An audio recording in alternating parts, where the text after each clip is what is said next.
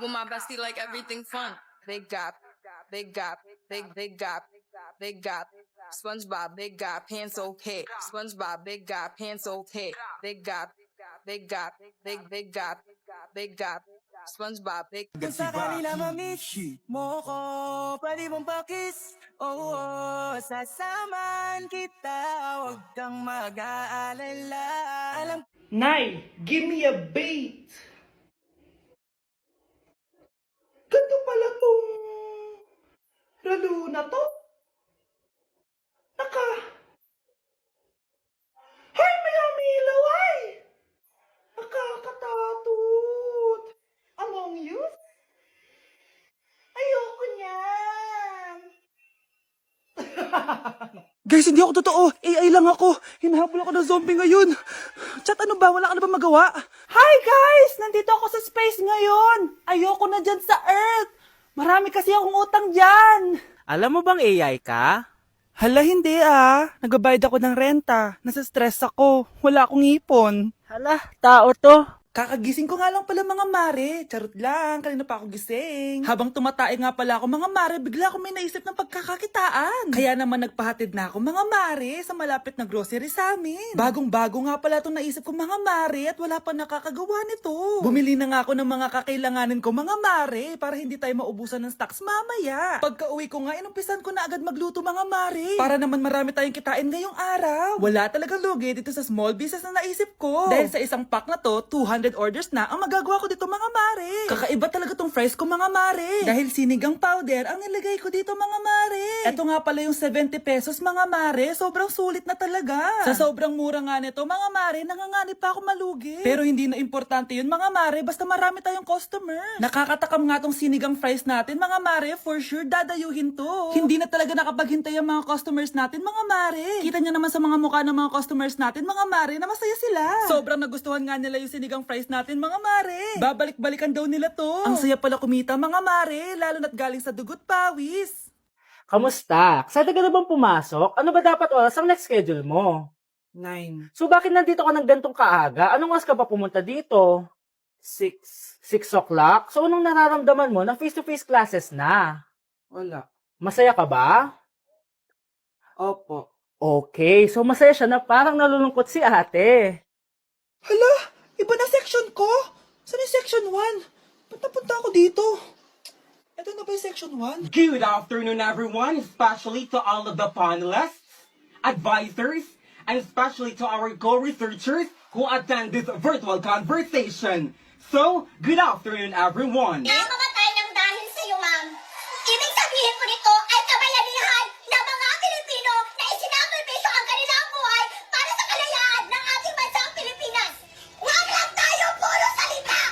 Dapat ipinapakita din natin sa ating ginagawa! Ikaw, bago ka lang dito, di ba? What is the biggest mistake? Ma'am, the biggest beef stick. Anong beef stick, ha? Alis na ako dito. Mga anak, wala ba kayong mga assignment, ha? Ay, nakauwi na din. Mag-grow a garden muna ako. Wow! Magtatanim ako ng candy blossom para yumaman ako. Aba, kakauwi lang ay padagadang naatupag ah. Wow, ang ganda naman ng garden nila. Hindi ako papatalo. Naglalaro ka din yan? Gaya-gaya ka. Mas maganda naman yung garden ko kaysa sa'yo. Ah, ganun. Wait lang. Nakakainis ka! Ninakaw mo yung mga fruits ko! Mas mayaman na ako sa'yo ngayon. Nascam ako! Ayun na nga ba yung sinasabi ko eh. Umanda kayong dalawa sa akin, ha? Pero, Kukunin ko muna to. Mag-aaway pa ka sa grow a garden na yan. Ba't di kaya kayo mag-grow a garden sa labas? ayan ang grow a garden na gusto ko. Kung gusto nyo pa bumalik to, tapusin nyo yan, ha? Ah, sige po, Nay. Kinulong po ni Nanay si Scarlett sa bodega. Ha? Anak? Anak? Walang iya talaga yung tita mo. Anak, sorry kung ngayon na ako nagpakita. Pinakulong kasi ako ng babaeng yan. Deserve mo makulong. Ikaw ang ikukulong namin dahil child abuse ang ginagawa mo. Ano? At hindi mo na din makukuha ang 50% ng mana. Hindi pwede! Nay, masaya ako na nandito ka na. At hindi na din tayo maghihirap dahil sa pamana ni tatay. Masaya din ako, anak. Siyempre kasama ka dito, Samantha.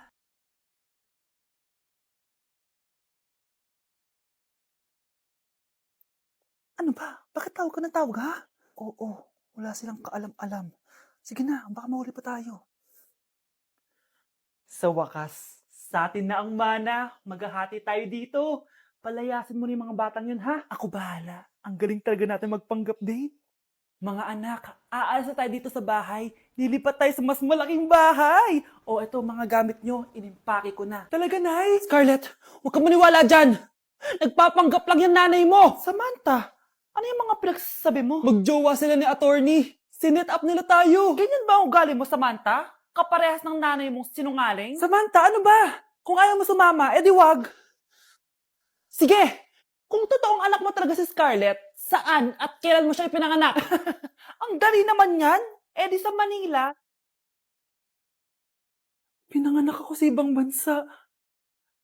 Hindi ikaw ang nanay ko. Ay, oo nga pala, sa ibang bansa pala. Sorry, nakalimutan ko. Ang dami namang drama. Total, nasa amin na ang mana. Umalis na kayong dalawa. Kung ayaw niyong pati kayo, ipakulong ko. Kung meron mang makukulong, kayong dalawa yon. Salamat sa pagtawag, Samantha. Inaaresto kita, attorney, sa kasong panloloko.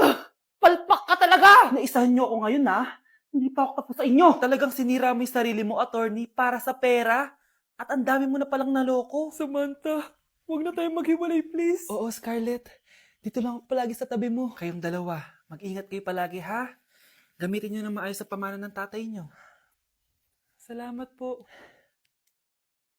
Oh, bakit may pera na naman dito? Pinamigay ko na ibang pera kahapon, Kakainis naman. Ma'am, may delivery po kayo. Oh, ano to?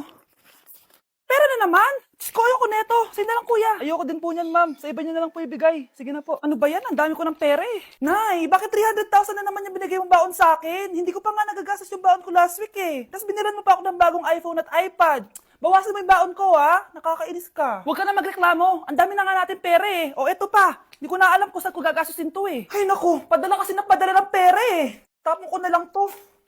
Congrats, ma'am! Kayo po ang grand winner ng 5 million pesos. Ano ba yan? Pera na naman. Pwede ba hindi ko tanggapin yan? Dami ko ng pera eh. Ay, bawal na po namin kunin to, ma'am. Sa'yo na po to. Congrats po ulit. Ba't pa ako nagising? Sana ganun na lang yung problema ko. Okay, class. Magsisitting arrangement tayo, okay? Scarlett, tumabi ka kay Cheska. Sige po, ma'am. Hi. Oh, bago ka lang ba dito? Oo. Sana maging close tayo. Paalala ko lang sa'yo, na sa room na to, ako ang prinsesa dito. Okay? I like your hair. It's giving squatter. Sa subdivision kasi namin, uso ang reband. Ew! 2025 na? Naka-Android ka pa din? It's giving blurred cam. So, boyfriend mo pala si Michael? Bakit kanya pinatulan? Sa mukhang yan? Yuck! Ang pangit ng... Day 1 sa Pinas!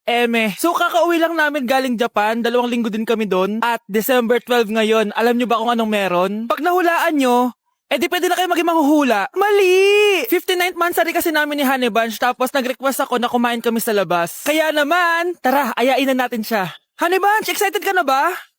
Huy! What? Ano ba? Ano problema mo? Gutom na ako! O tara na, kumain na tayo. Let's go! Guys, nag-aabordo na tong kasama ko kaya kumain na tayo. Tara na! Dito nga namin napiling kumain sa Chili's. Nag-crave kasi kami na something new pero sobrang sarap. Ito nga pala yung mga in-order namin, yung baby back ribs. Sabi ko parang ang sarap nito, itong fajitas. Tapos sabi ko kuha din tayo ng dessert, yung high and mighty pie. Unang napansin ko yung ganda ng ambience ng store nila. Habang sineserve nga yung mga pagkain, ayan no, sobrang saya na ni Honey Bun. Tululaway talaga mga be. Kita niya naman na sobrang tender at humihiwalay na talaga yung meat sa buto. Grabe, unang kagat ko pa lang, heaven na. Tignan ko na lang kung magreklamo pa tong isa. Next naman namin tinry itong fajitas. Nirarap pala to guys. Ilalagay mo lahat yan, tapos maglagay ka ng sauce, tapos sabay-sabay mo kainin. Nung kinain ko to, iba-iba yung nalalasahan ko pero ang sarap ng combination. Hindi na nga rin nagpahuli tumikim to si Honey Bun. Tignan niyo naman yung reaction niya. At sinerve na nga itong high and mighty pie. Grabe, tignan niyo naman. Nung tinikman ko siya, para siyang ice cream, tas meron din siyang peanut sa loob at chocolate. Grabe talaga to, parang bata oh. Kailangan pang subuan. Grabe guys, sobrang busog na ako. Guys, kasama namin yung anak namin, oh. Masarap ba yung kinain mo? Loaded na nga ako, may baby na ako. Sinong baby? Hello? Hala. Lagot. O ano, di ka nagalit, di ka nagutom? Hindi na. For me, sobrang sarap at babalik-balikan talaga namin ng Chili's. Craving satisfied talaga, kaya kayo, itry nyo na. Orderin nyo na rin yung baby back ribs, fajitas, at high mighty pie from Chili's. So yun lang guys, bye!